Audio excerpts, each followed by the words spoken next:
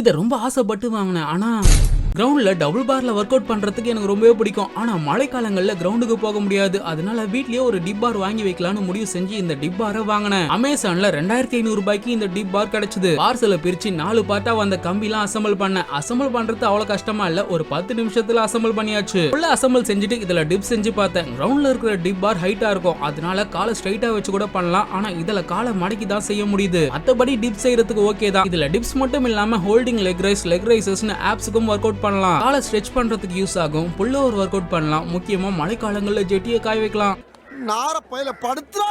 எனக்கு இந்த டிப் பார் ஓகே தான். ஆனா இந்த டிப் பார்ல அகலம் கொஞ்சம் அதிகமா இருக்கு. அதனால எல்லாருக்குமே இது செட் ஆக வாய்ப்பே இல்ல. நான் எனக்குன்னு சின்னதா ஒரு மினி ஜிம் செட் பண்ணணும்னு ஆசைப்படுறேன். அதுல ஒரு சின்ன பார்ட் தான் இந்த டிப் பார். என்னோட பிசிக் இப்ப இந்த கண்டிஷன்ல இருக்கு. இன்னும் நல்ல ஷேப் ஆகணும்னு ஆசைப்படுறேன். என்னோட ப்ராக்ரஸ் அப்புறமா ஃபிட்னஸ் சம்பந்தப்பட்ட வீடியோக்களை வினோத் எம்ஜின்ற சேனல்ல அப்லோட் பண்றேன். உங்களுக்கும் அந்த ஃபிட்னஸ் வீடியோஸ் யூஸ் ஆகும்னு நினைக்கிறவங்க இந்த சேனலுக்கு சப்போர்ட் பண்ணுங்க. ரெகுலரா ஃபிட்னஸ் டயட் பத்தின வீடியோக்கள் தொடர்ந்து இந்த சேனல்ல வரும்.